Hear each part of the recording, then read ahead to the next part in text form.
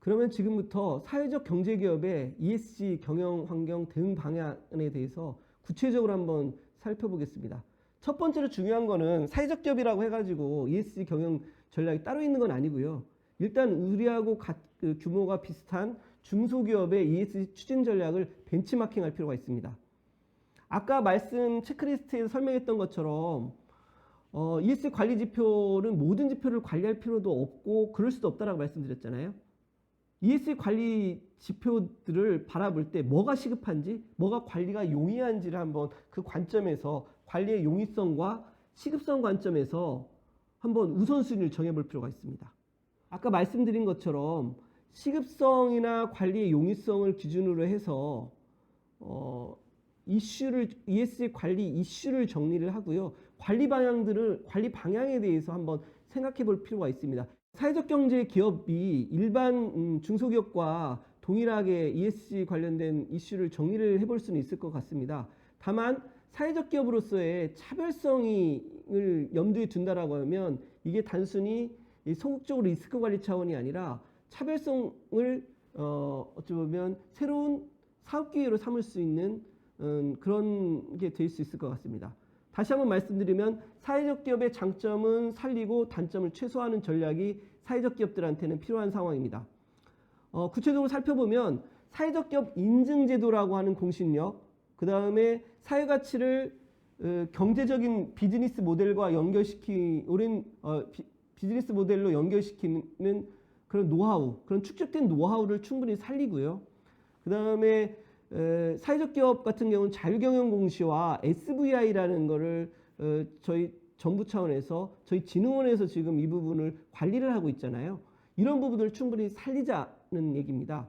이런 부분을 충분히 살리게 되면 사회가치 공급 주체로서의 사회적 기업이 ESG 시장의 인싸, 사회적 기업 이런 위치를 차지할 수 있지 않을까 하는 생각이 듭니다.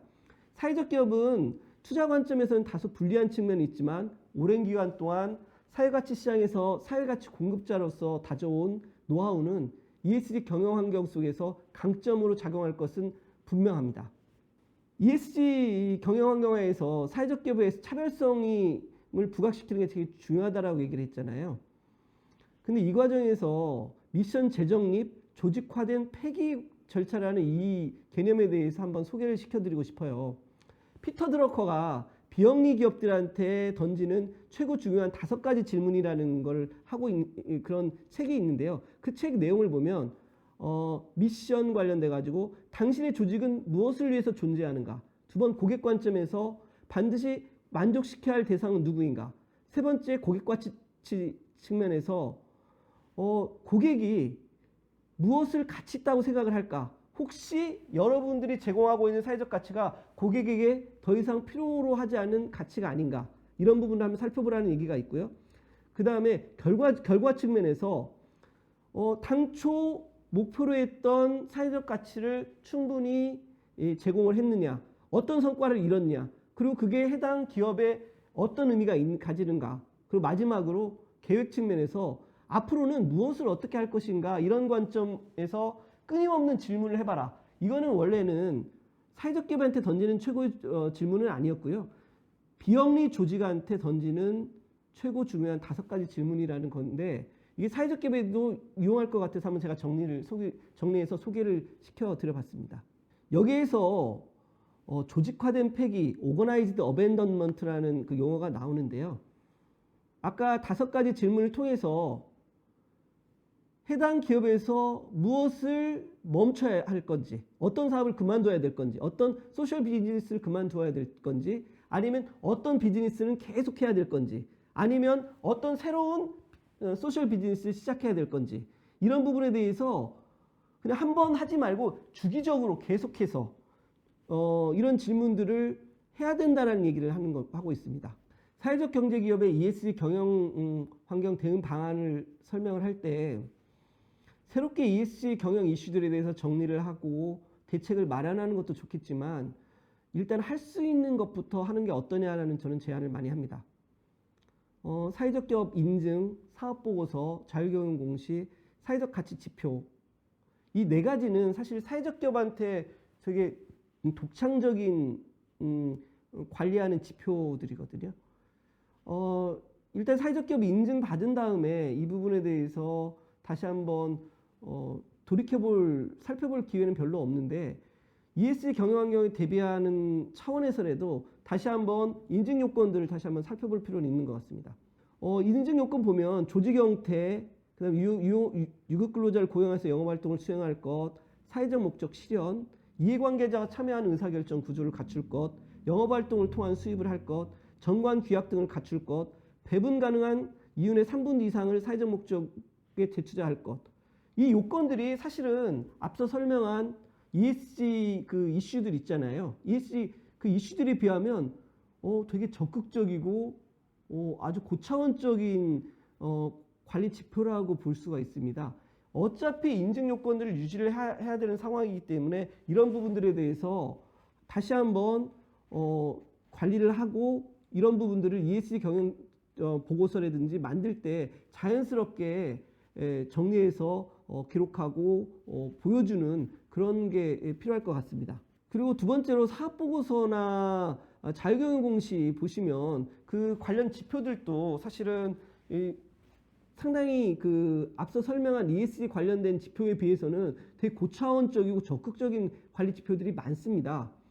구체적으로 살펴보면 뭐 기업 개요 그렇고 그 다음에 미션 비전, 주요 사업 내용, 주요 연역, 그리고 지배구조 관련돼 가지고 의사결정 구조 현황, 주주구성 현황, 그리고 사회적 성과 관련돼서 고용을 어떻게 하고 있고 사회 서비스 및 제품에서 어떻게 사회 가치가 묻어 있는지, 그다음 이윤의 사회적 목적 재투자를 어떻게 하고 있는지, 그 다음에 혼자 사업을 하지 않고 지역에 있는 다른 기업들과 어떻게 자원을 연계하고 지역사회 공헌 활동을 어떻게 하고 있는지, 이런 부분들은 사실 ESG 경영에서 되게 중요하고 고차원적인 관리 지표들이거든요.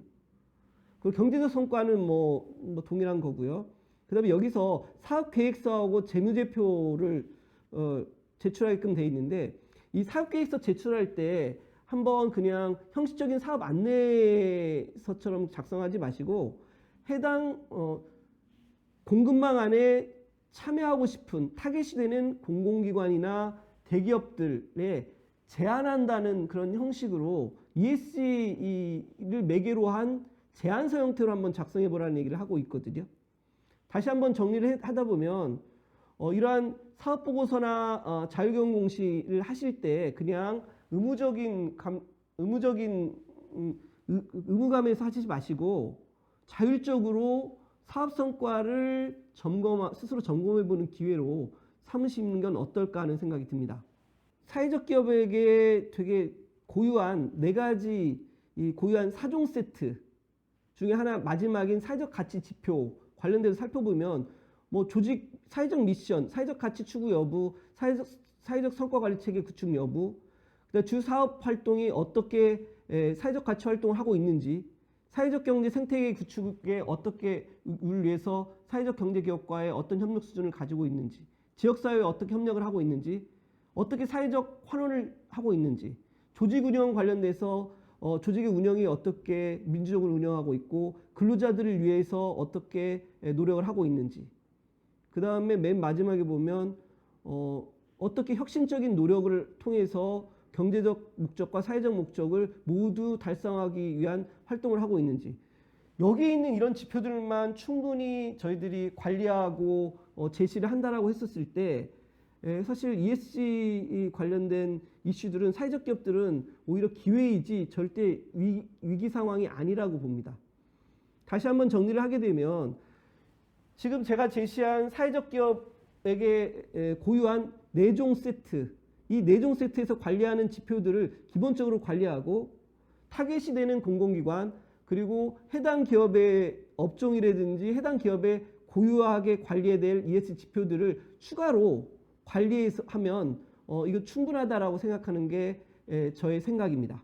사회적 기업들 입장에서 ESG 경영을 대비하기 위한 가장 기본적으로 해야 될 사항은 앞서 말씀드린 것처럼 인증 조건, 자율경영 공시, 사회가치 지표 등 이런 것들을 기본적으로 관리를 하고 타겟이 되는 공공기관, 대기업의 ESG 이슈를 분석을 하되 공급망 관점에서 분석을 해보라는 말씀을 드렸잖아요.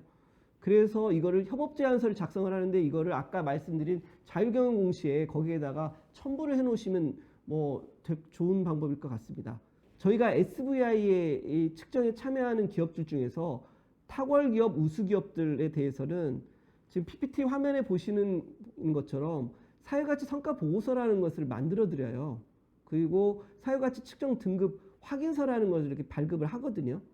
그러면 여기서 만들어진 사회가치 성과 보고서와 아까 말씀드린 협업 제안서를 타겟이 되는 공공기관이나 대기업의 제안을 한번 해보자라는 말씀을 드리는 겁니다.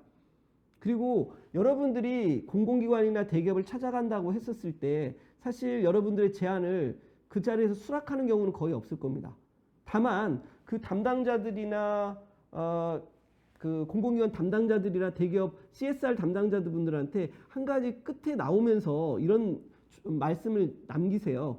한국사회적기업진흥원 홈페이지 들어가면 이런 자료들을 다시 한번 볼 수 있으니 혹시 협업을 희망하시거나 하실 때 그때 한번 참고를 해 주십시오 라고 하시면 그때 당시 반응은 없다 하더라도 시간이 지나서 필요할 때 우리 진흥원에 와서 보는 경우들이 많습니다.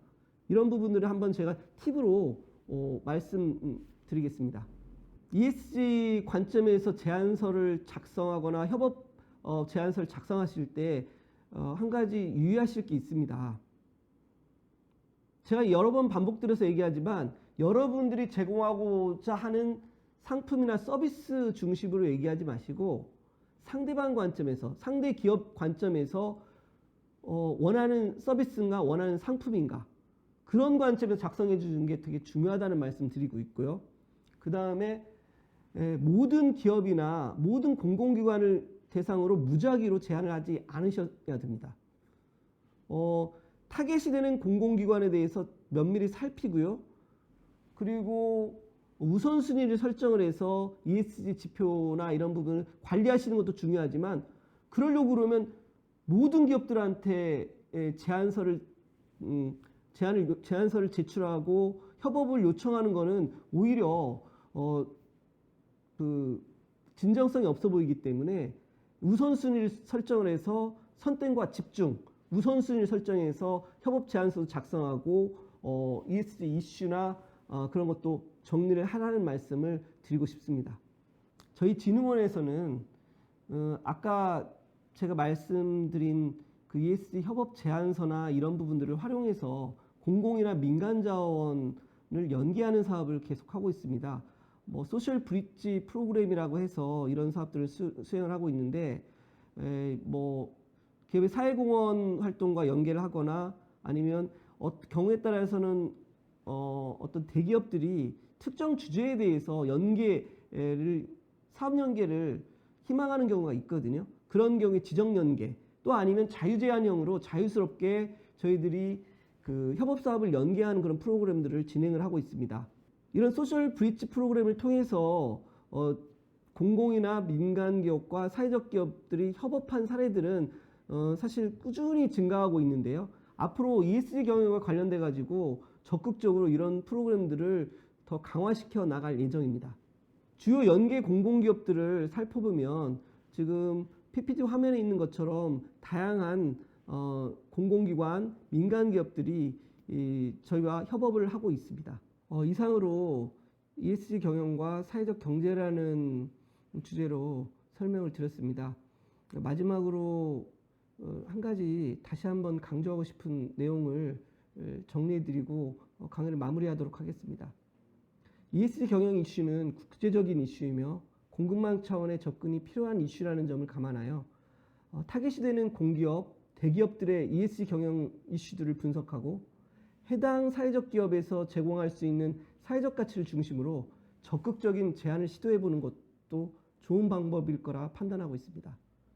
이 과정에서 주의하실 것은 사회적 가치 제공 주체인 사회적 기업의 입장이 아니라 사회가치 공급망의 상위에 위치한 고객인 대기업, 공공기관의 입장에서 분석을 해야 하며 또한 무작위로 접촉을 할 것이 아니라 선택과 집중, 우선순위를 정해서 시도해야 한다는 점을 다시 한번 강조드립니다. 네, 감사합니다.